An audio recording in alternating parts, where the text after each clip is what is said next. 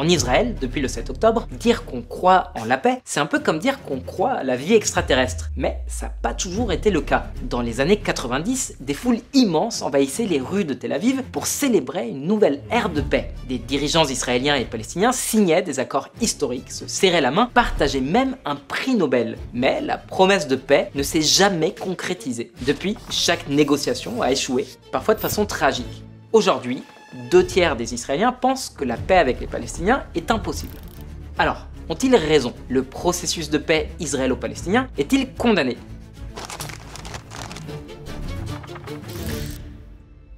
Je vais être honnête avec vous, c'est l'une des vidéos les plus difficiles que l'on a jamais faites, mon équipe et moi. Parce que d'un côté, on est nous aussi des militants pour la paix. On pense sincèrement que la paix entre Israéliens et Palestiniens est possible. C'est une conviction profonde, presque prophétique. On y croit dur comme fer. Mais les convictions prophétiques, elles peuvent tarder à se manifester. Parfois, on a du mal à croire, mon équipe et moi, qu'on verra la paix de notre vivant. Même si on se bat pour ça tous les jours. Dans nos moments les plus sombres, on redoute que les choses empirent encore avant d'aller mieux. Perso, j'avais 28 ans quand j'ai fait mon aliyah, quand je suis devenu israélien. Tous les jours, on entendait parler d'attaques au couteau, de tirs sur des bus, de voitures béliers qui fonçaient sur des civils. Des jeunes palestiniens erraient dans les rues avec des couteaux de cuisine ou des tournevis, cherchant une victime pour canaliser leur rage et leur désespoir. Beaucoup n'en sont jamais revenus, abattus par des soldats ou des civils armés. C'est une époque glaçante, mais on sait que ce n'est pas une fatalité. J'ai grandi dans une famille qui s'est battue pour la paix, pour la liberté des peuples et l'égalité des classes. Chez nous, tout le monde est le bienvenu, quelle que soit sa langue, sa religion, son ethnicité, ses convictions politiques. C'est ce monde-là que l'on veut construire. Et on sait que c'est possible. Le truc, c'est qu'on ne sait pas comment. À mon arrivée en Israël, le camp de la paix, il était agonisant. La gauche israélienne désertait, ne laissant qu'une petite base d'activistes de plus en plus déconnectés du quotidien des gens normaux. In the 90s, the Israeli left really takes on peace as its kind of identity. Those who opposed it intensely, and those who supported it passionately. But then the Second Intifada begins. Almost 140 suicide bombings in 3 years, many of them by the peace partners, by Fatah. Le Fatah, c'est le parti palestinien modéré, celui qui avait signé les accords d'Oslo. Moins de 10 ans plus tard, ils envoyaient des kamikazes dans les marchés, les bus, les cafés israéliens. And Israelis started asking themselves, was there ever an actual peace? Was there any peace on offer? Or was this just tactical and empty and not real? Mais plus on écoute les anciens leaders du mouvement pour la paix, en espérant être inspirés, plus on était frustrés.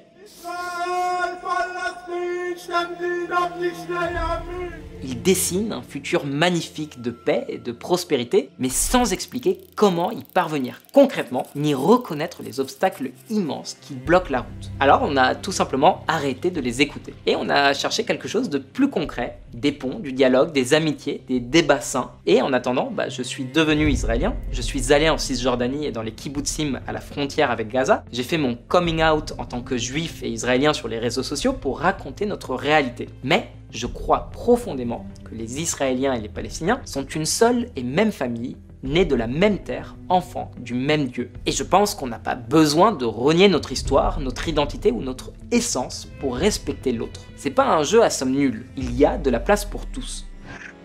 Sauf que, entre-temps, le 7 octobre, suivi de 2 ans de violence, de chagrin, de tristesse, Israéliens et Palestiniens sont à bout. Et je comprends ceux qui n'y croient plus à la paix. Et pourtant, quelques activistes continuent néanmoins le combat. Would you describe yourself as a peace activist? I would. Peace activist, peace builders, peace entrepreneur. I'm happy with it. I'm not just a peace activist. I'm an activist who wants and demands a better life. Alors certes, ils sont minoritaires et ce sont les premiers à admettre qu'ils n'ont pas toutes les réponses. Mais ils ont de l'énergie, ils ont de l'espoir. Et c'est pour ça que nous sommes allés les rencontrer. Pas parce qu'on est tous d'accord entre nous, pas parce que l'un d'entre eux détient la solution miracle, mais parce que ces rêveurs, venus de tous les horizons politiques, continuent d'y croire. Et nous, on avait besoin de comprendre pourquoi. On avait besoin de ressentir cette étincelle qui les anime. Alors, on a commencé avec Maoz Inon, qui pourtant aurait toutes les raisons de sombrer dans la haine et le désespoir. My parents were among the first victims of the Hamas attack, early morning of October 7th. So that's my father, my mom. Do you hate Hamas? Now I hate no one. I'm practicing radical forgiveness. I have no hate, I don't mad, I'm not angry about no one.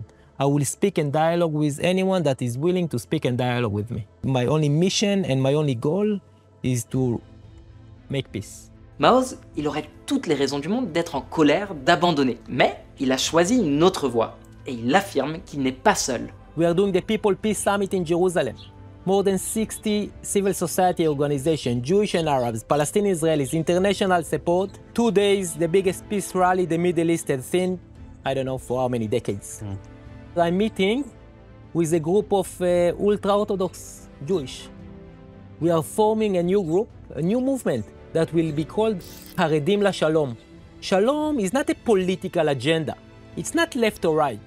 Shalom is within each one of us. Alors, comme tous les autres activistes rencontrés pour cette vidéo, Maoz pense que le premier pas vers la paix, c'est de reconnaître tout ce qui nous unit. Roula Daoud est d'accord avec lui. Elle est co-directrice nationale du plus grand mouvement juif arabe pour la paix en Israël. Elle passe son temps sur le terrain à organiser des rencontres entre les communautés. Son travail part d'une idée radicale. À la fin, les Israéliens comme les Palestiniens, on a une chose en commun, on est humain. We are a grassroots movement of both Jews and Palestinians who live inside of Israel. Our theory of change is very simple and very basic. We do believe that most of the people living in here want the same things. If you will put a bunch of people in one room, you will ask, do you want to live in safety? All of the people who are sitting in the same room will raise their hand. And if you will ask them, do you want to live in a place where you have good salary?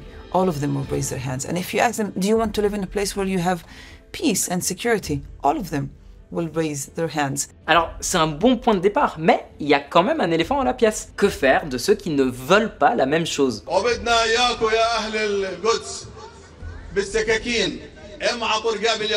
Ceux qui préfèrent détruire plutôt que construire.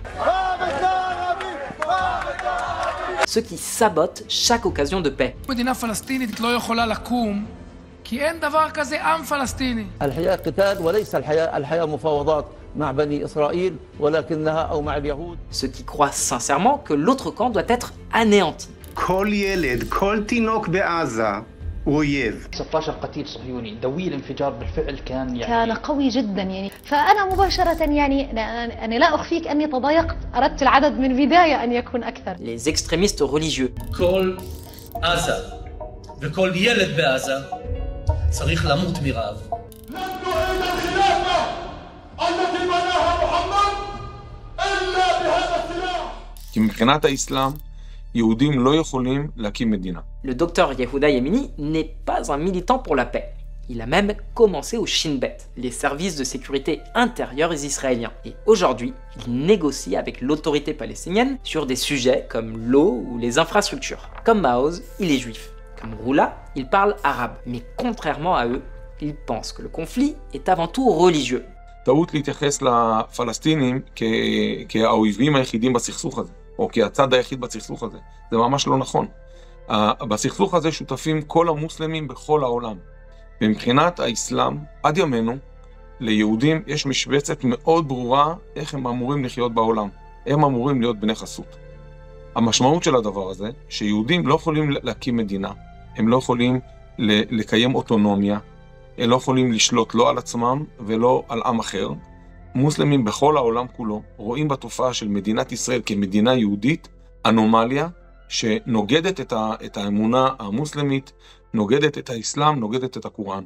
Alors, il cite les pogroms des années 1920-1930, la rhétorique religieuse de certains leaders arabes et le fait que la cause palestinienne soit devenue un cri de ralliement mondial pour de nombreux musulmans. Et il n'est pas le seul à penser comme ça. Do you think that peace is possible?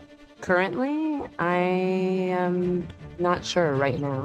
I don't think it's so simple. I think you can't kill an idea. So 1.8 billion Muslims in the world that have a very strong belief in killing all the Jewish people. So until we change that, I don't know how that's possible. Et là, on est forcé de réagir. Parce que faire des généralités sur 2 milliards de musulmans, dont la majorité serait très surprise d'apprendre qu'ils veulent notre mort, n'aide personne. Ce que décrit le docteur Yéméni et cette femme que l'on a interviewée dans la rue, ce sont les islamistes radicaux.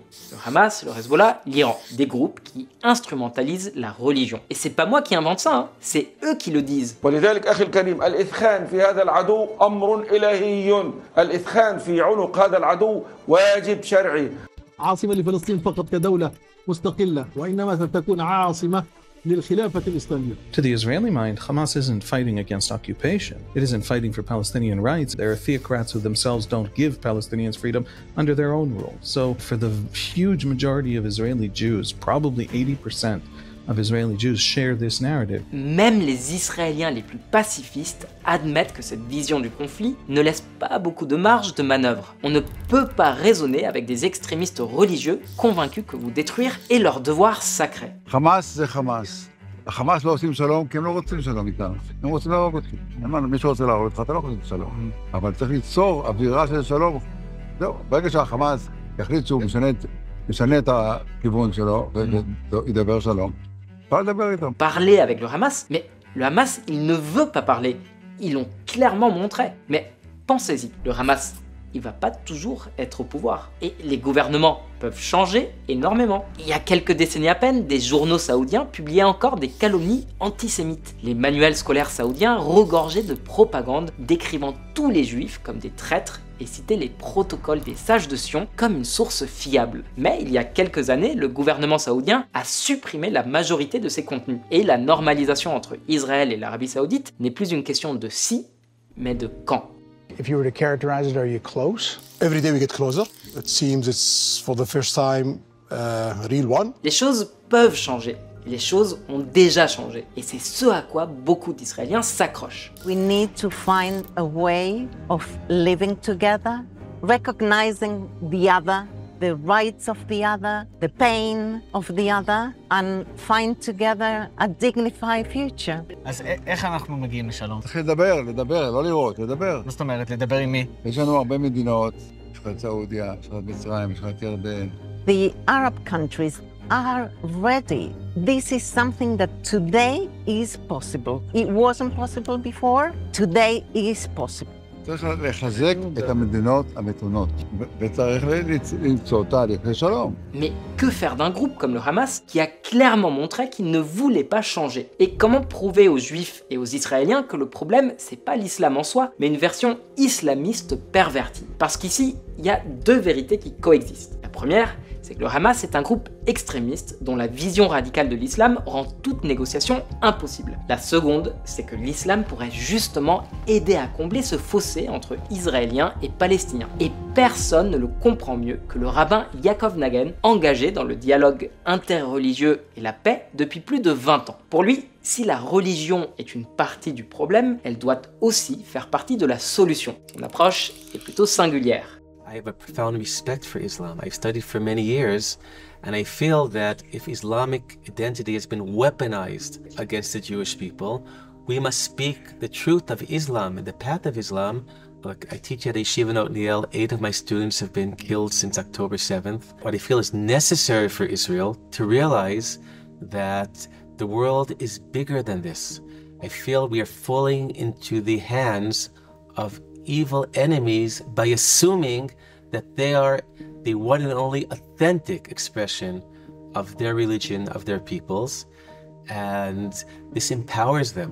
And the way to respond is to isolate them, to speak the truth that they are a perversion of their religions, and finding that we don't have to be alone, that we have allies throughout the world, and stand together for the sake of Jews, Muslims, Israelis, and Palestinians. En d'autres termes, la version de l'islam que lui connaît est très différente de celle que le docteur Yéméni a expérimentée. Et son avertissement aux Israéliens, c'est de ne pas croire que le Hamas parle au nom de tous les Palestiniens.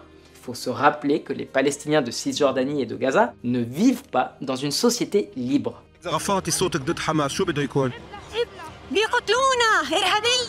We have pretty good polling on this for decades.